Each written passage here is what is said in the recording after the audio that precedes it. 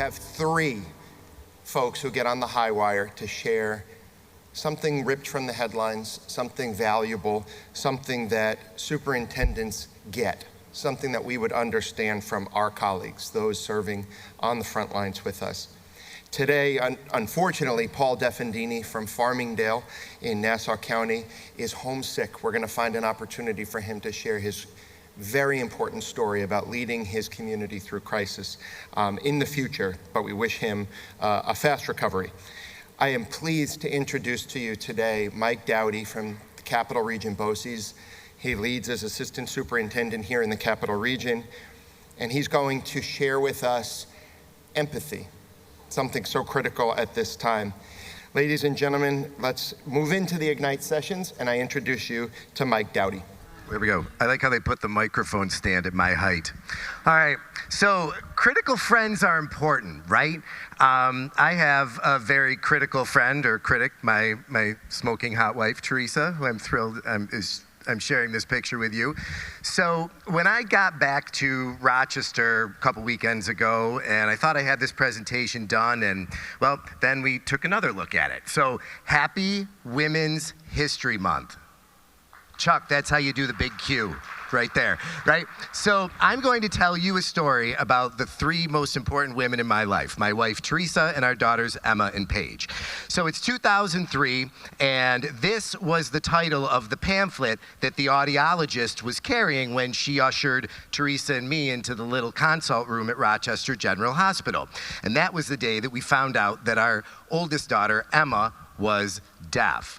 Now, we live in Rochester, New York, which has the largest per capita deaf population in the country, and we decided that we needed to learn how to communicate with our daughter. So we went to the Rochester School for the Deaf to take American Sign Language classes because everybody said you needed to take the classes from a deaf instructor. Great. So we're in this class, the class gets too big, it's got to be broken into multiple sections. Now, deaf people are notoriously direct and blunt. So when the class got too big, the instructor just pointed at each person and said, fast class, slow class, slow class, fast class. Teresa went to the fast class, I went to the slow class. So Teresa and I started attending deaf events around Rochester because we wanted to immerse ourselves in the language. Now, when you look like this and you pretty much live in upstate New York, there aren't a lot of times or opportunities to feel like the other. But there were times when Teresa and I would be the only hearing people in the room, right? Who thinks about that? When was the last time you thought about being hearing, right? So that's my first one for you, is to learn how to love being uncomfortable. It's a superpower. So speaking of uncomfortable, our daughter Emma decided after 6th grade at Rochester School for the Deaf that she wanted to go to what we called hearing school. So she decided to leave Rochester School for the Deaf with 120 kids, birth to 21, and go to the middle school in the school district where we live, Hilton, with about 500 kids in a grade level, and exactly one person in the district who could speak her language, ASL. And that was her interpreter. So here's Emma at a swim meet when she was in high school, and I asked her the other day, I said, you know, what was the hardest thing about growing up deaf and going to hearing school? And the kid didn't even pause. She just looked at me and said, you know, it was finally accepting the fact that some people just don't care. And how, as a father, you hear that? I'm like, what are you talking about? People don't care. She said, you know, all these people in my life would say that they love me and they care about me. They would do anything for me. Yeah, anything except learn ASL. So that's my next one. Yeah, it's hard to learn ASL. Get over it. Try, right? Now, this is a picture of Emma. She started teaching 3rd grade at Rochester School for the Deaf this fall. So I've replaced myself in the system. I'm not sure what you've done. So just saying. So let's rewind a little bit. So this was our Christmas card the December before Teresa had our second daughter, Paige. Now Emma, soon to be big sister, like 3-4 years old, super excited, can't wait. She keeps telling us over and over again, Mom and Dad, I'm gonna have a sister, she's gonna have red hair, and she's gonna be deaf, just like I am. And we're like, manage your expectations, right? So turns out, Paige was born. So Paige comes out, right? She's a girl, and she has red hair. Emma nailed it, daily double, right?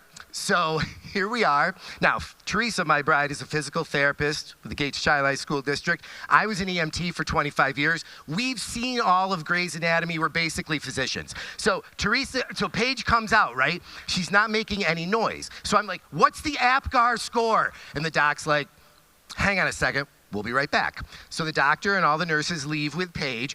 Teresa and I are kind of standing there. And then they come back and they say, well, Paige was born with a really small lower jaw and she can't maintain an airway, so the ambulance is on its way to take her to the NICU at the Children's Hospital. And then one of the nurses says, hey, you guys want to take a picture? That's the picture.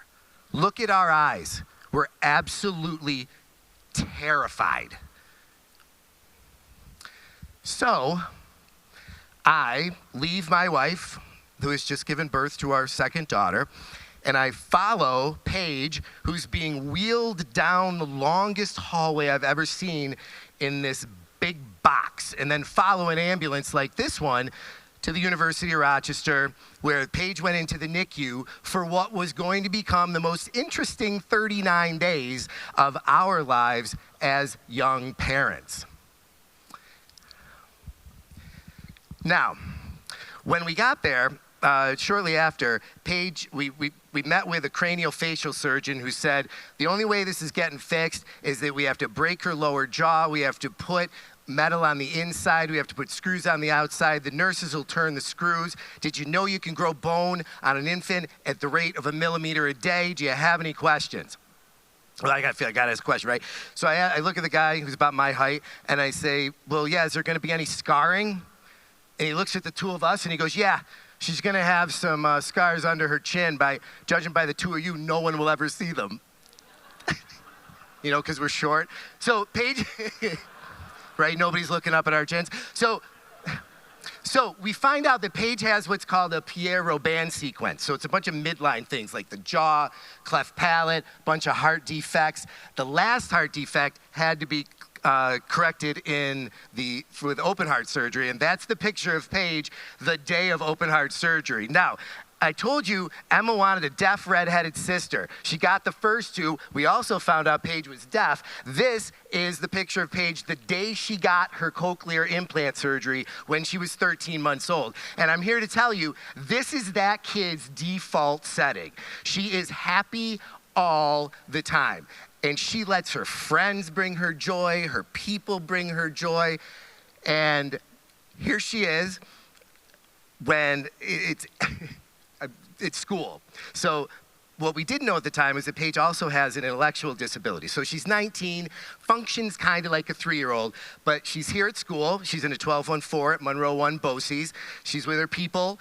This is her science skills coach. She loves cooking, living it up, doing all these things at school. But as you can imagine, it's not super easy, right? You know, it takes a lot. She has her class. She has her people in her class. And but, you know, sometimes things happen, right? So a couple years ago, Teresa gets a call from the assistant principal at school who says, hey, you know, Paige is using this sign that we really don't know what it means, and can you tell us? Can you help us understand it? And Teresa goes, yeah, you're going to have to talk to Mike about that one. So in addition to her intellectual disability, Paige has some fine motor deficits, and it's challenging for her to isolate certain fingers, right? I hate it when it does that. So I taught her this. And then the AP said, oh, that makes total sense. She's using it in context and with humor, right? And we all know humor is higher cognition. So I'm thinking, dad for the win, right? Maybe. So Paige loves her people, and she loves her people in school. She has a thing for cops and firefighters. I don't know. She loves school and school buses. For her Sweet 16, we rented a 66-passenger bus, picked up her friends, went to Bill Gray's for hamburgers. The Rochester people will get that. Now, the kid who sometimes runs away from us and punches us, we take to the gym to make faster and stronger, right? Loves it. So when things get tough for me, and I'm thinking about all that's going on in the world and all the things that I have to do at work and with family, and I feel like it's just too much, I think about Paige, and I think about all of the things that she's been through, and she's still able to see the world like this. So no matter how hard it gets, and we don't want to go on, there must be somebody. Who is that person that you think about that brings you through it? So that's my top 3. Learn to love being uncomfortable. It's a superpower. It never makes the situation worse. Yeah, things are hard. Get over it. You need to try. And then finally, who's your person? Thank you.